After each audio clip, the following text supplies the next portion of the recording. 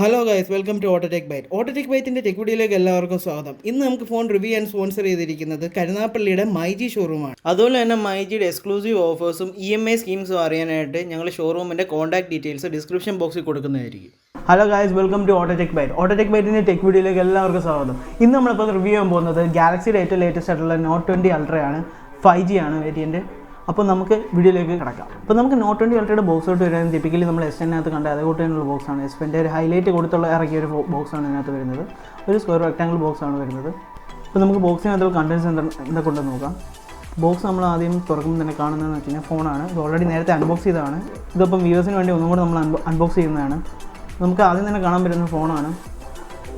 അത്യാവശ്യം ഒരു ബോക്സി ഡിസൈനായിട്ടുള്ള സാംസങ്ങിൻ്റെ നോട്ട് സീരീസ് ടിപ്പിക്കലി കണ്ടുവരുന്ന ഒരു ബോക്സി ഡിസൈനായിട്ടുള്ള ഒരു ഫോണാണ് നമുക്ക് വരുന്നത്. അപ്പോൾ നമുക്ക് ബൂട്ട് ചെയ്ത് വെച്ച് ബോക്സിനകത്തുള്ള കണ്ടൻസ് എന്തൊക്കെ ഉണ്ടെന്ന് നോക്കാം.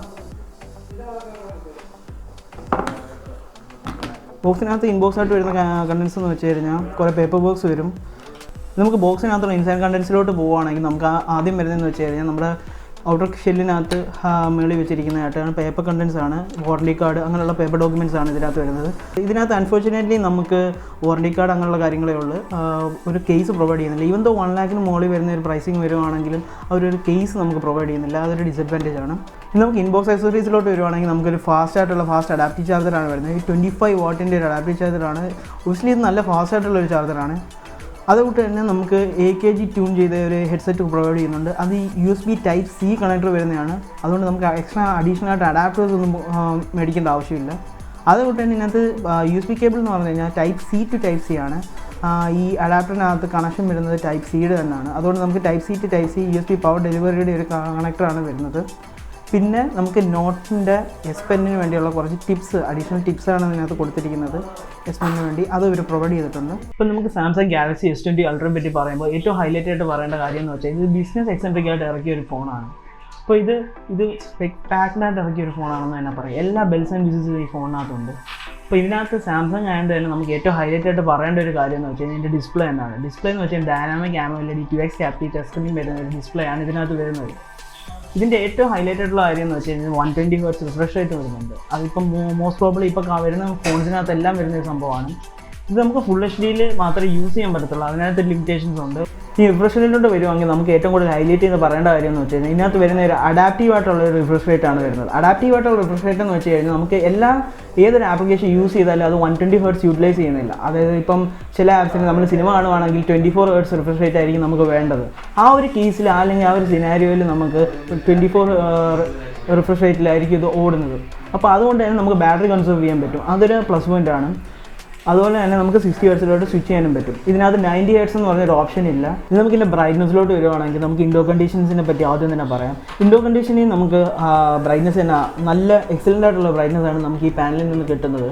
അതുകൊണ്ട് തന്നെ ലോ ബ്രൈറ്റ്നസ് യൂസ് ചെയ്തിലും നമുക്ക്, അതായത് രാത്രി യൂസ് ചെയ്യുന്ന റീഡബിലിറ്റി ആയാലും തന്നെ നമുക്ക് കണ്ണിനൊരു കുഴപ്പമില്ലാത്ത രീതിയിലുള്ള ബ്രൈറ്റ്നസ് തന്നെയാണ് നമുക്ക് തരുന്നത്. അത്യാവശ്യം നല്ല ലോ ആയിട്ടുള്ള ബ്രൈറ്റ്നസ് തന്നെ ഇത് പോകുന്നുണ്ട്. ഇനി നമുക്ക് ഔട്ട്ഡോർ കണ്ടീഷനിലോട്ട് വരുവാണെങ്കിൽ ഇതിനകത്ത് നമുക്ക് വരുന്നതെന്ന് വെച്ച് കഴിഞ്ഞാൽ 1400 nits വരെയാണ് ഈ ഡിസ്പ്ലേയുടെ ബ്രൈറ്റ്നസ് പോകുന്നത്. അതായത് എക്സലൻറ്റ് ബ്രൈറ്റ്നസ് ആണ് നമുക്ക് ഔട്ട്ഡോർ കണ്ടീഷനിൽ തന്നെ. സൺലൈറ്റ് ലെജിബിലിറ്റി ആണെങ്കിൽ തന്നെ നല്ല ഒരു ലെജിബിലിറ്റിയാണ് നമുക്ക് കിട്ടുന്നത്. അതൊരു പ്ലസ് പോയിൻ്റ് ആയിട്ട് തന്നെ പറയാം നമുക്ക്. കാരണം എന്ന് വെച്ച് കഴിഞ്ഞാൽ നമ്മൾ ഔട്ട്ഡോർ കണ്ടീഷനിൽ യൂസ് ചെയ്യുമ്പോഴും നമുക്ക് ഡിസ്പ്ലേ മങ്ങിയിരിക്കോട്ടൊന്നും തോന്നില്ല. 1400 nits എന്ന് വെച്ചാൽ ഒരു എക്സലൻറ്റ് പോയിൻ്റാണ് നമുക്ക് പറയേണ്ടത്. പിന്നെ ഈ സ്ക്രീനകത്ത് അപേക്ഷിച്ച് ഇതൊരു 6.9 inch ഡിസ്പ്ലേ ആണ്. അതുകൊണ്ട് തന്നെ ഇത് 100 യൂസേജിന് നമുക്ക് പറ്റാത്തൊരു ഡിസ്പ്ലേ ആണ്. 200 യൂസേജിന് തന്നെ പറ്റിയതാണ്. അപ്പോൾ ഇതിനകത്ത് 1 UI 2.5 ആണ് കറൻ്റ്ലി റൺ ചെയ്യുന്നത്. അതുകൊണ്ട് തന്നെ ഇത് 100 യൂസേജിന് റീച്ചബിലിറ്റി ആയിട്ടുള്ള രീതിയിലാണ് സാംസങ് പ്രൊവൈഡ് ചെയ്തിരിക്കുന്നത്.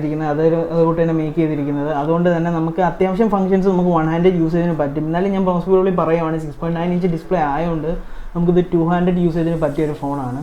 ഇനി കളറിൻ്റെ കാലിബ്രേഷൻ എന്ന് വെച്ച് കഴിഞ്ഞാൽ നമുക്കിങ്ങനെ സ്റ്റോക്കായിട്ട് വരുന്നതെന്ന് വെച്ച് കഴിഞ്ഞാൽ വിവിഡായിട്ടുള്ള കളർ മോഡാണ്. അത് നമുക്ക് മാറ്റി നാച്ചുറൽ ടോണിലോട്ട് മാറ്റാനും പറ്റും. നാച്ചുറൽ ടോണിൽ നമുക്ക് അഡ്ജസ്റ്റ് ചെയ്യാനും പറ്റും. അങ്ങനെയുള്ള കുറേ ഓപ്ഷൻസ് ഇതിനകത്ത് പ്രൊവൈഡ് ചെയ്യുന്നുണ്ട്. അതൊരു നല്ല കാര്യം തന്നെയാണ്. നമുക്ക് പ്രിഫറബിൾ ആയിട്ടുള്ള ഒരു കളർ കാലിബ്രേഷനിലോട്ട് നമുക്കിത് അഡ്ജസ്റ്റ് ചെയ്യാൻ പറ്റും. അതുകൊണ്ട് തന്നെ ഇതിനകത്ത് വേറെ കാര്യം എന്ന് വെച്ച് കഴിഞ്ഞാൽ സിസ്റ്റം വൈഡ് ഡാർക്ക് തീം ഉണ്ട് ഇതിനകത്ത്. അതുകൊണ്ട് തന്നെ ഡാർക്ക് തീം ഓട്ടോമാറ്റിക്കലി നമുക്ക് വേണമെങ്കിൽ അപ്ലൈ ചെയ്യാൻ പറ്റും.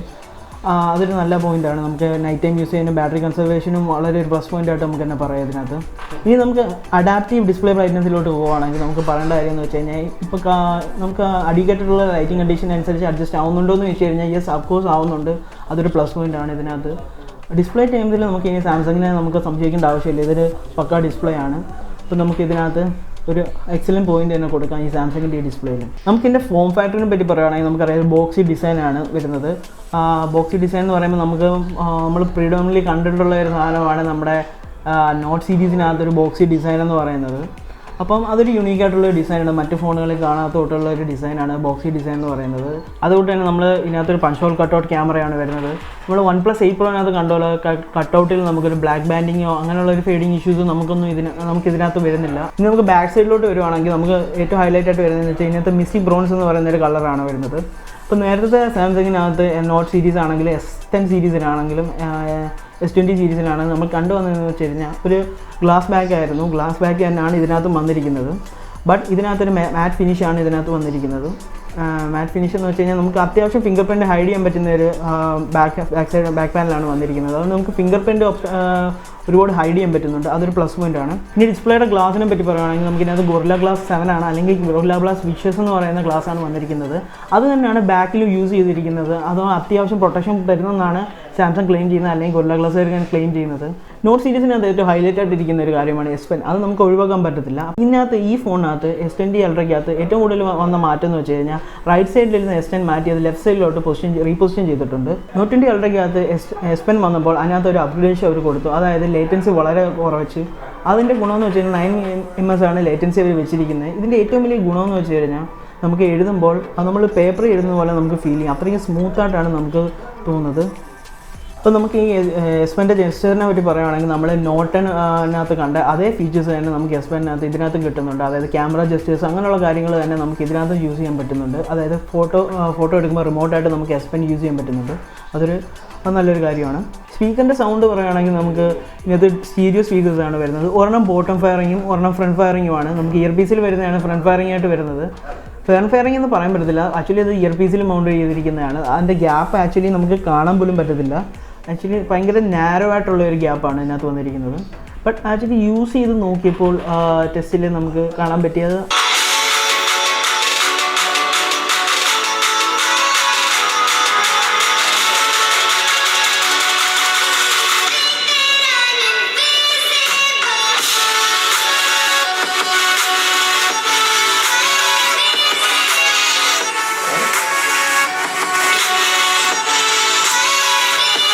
നല്ല ലൗഡായിട്ടുള്ളൊരു സ്പീക്കറാണ്, അത്യാവശ്യം ബാസുണ്ട്.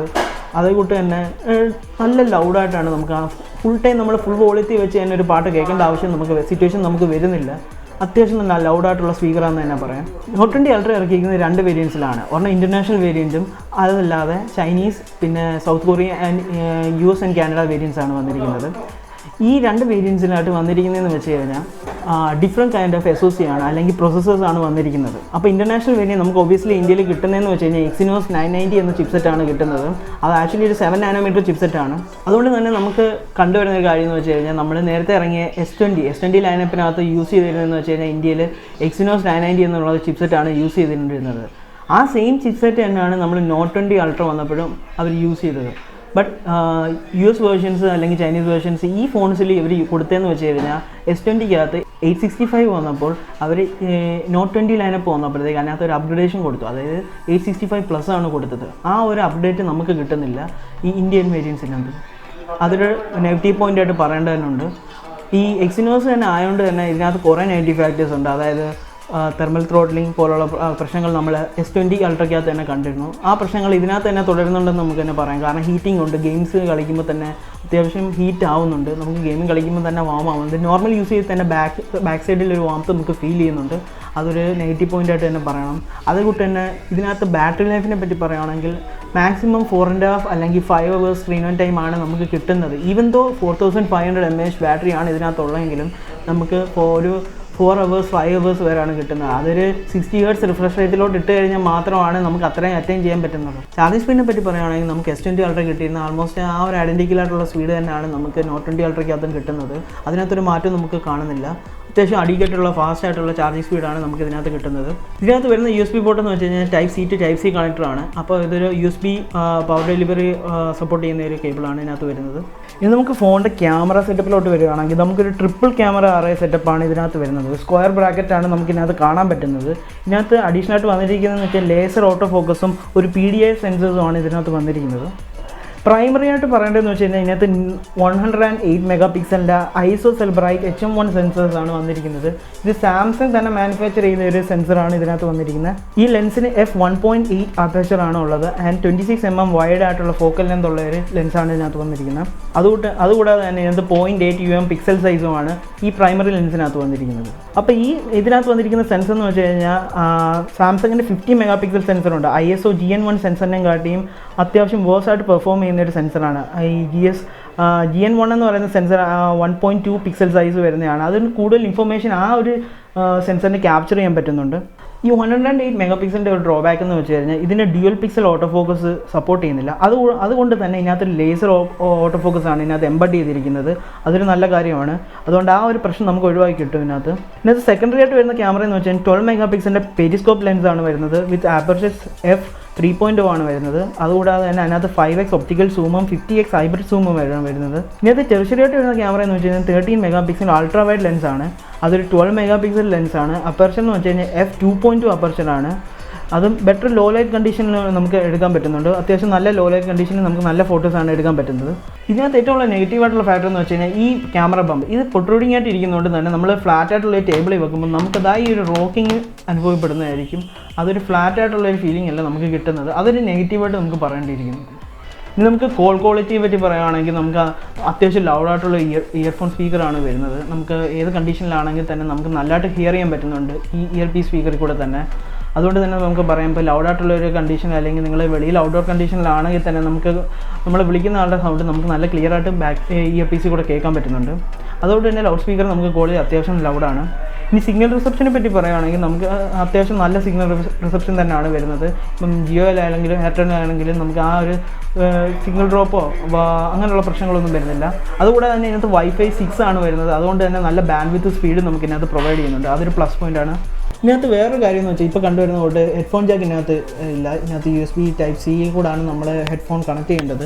ഇനി നമുക്ക് ഹെഡ്ഫോൺ ജാക്കിനെ പറ്റി പറയുകയാണെങ്കിൽ ഇതിനകത്ത് 3.5mm ഹെഡ്ഫോൺ ജാക്ക് പ്രൊവൈഡ് ചെയ്യുന്നില്ല. ഇപ്പം ഒബിയസ്ലി മിക്ക ഫോൺസിനകത്ത് കണ്ടുവരുന്ന കൊണ്ട് തന്നെ ഇത് ആ ഒരു ട്രെൻഡ് തന്നെ ഫോളോ ചെയ്യുന്നുണ്ട്. ബട്ട് ഇൻബോക്സ് ആയിട്ട് നമുക്ക് AKGയുടെ ട്യൂൺഡ് ആയിട്ടുള്ള ഒരു USB ടൈപ്പ് സി വയർഡ് ആയിട്ടുള്ള ഒരു ഹെഡ്സെറ്റ് സാംസങ് പ്രൊവൈഡ് ചെയ്യുന്നുണ്ട്. അതൊരു നല്ലൊരു കാര്യമാണ്. അതുകൊണ്ട് തന്നെ നമുക്ക് ബ്ലൂടൂത്ത് കണക്റ്റിവിറ്റി റിലയബിൾ ചെയ്ത് അല്ലെങ്കിൽ അഡാപ്റ്റേഴ്സിനെ റിലയബിൾ ചെയ്യേണ്ട ഒരു ആവശ്യം വരുന്നില്ല.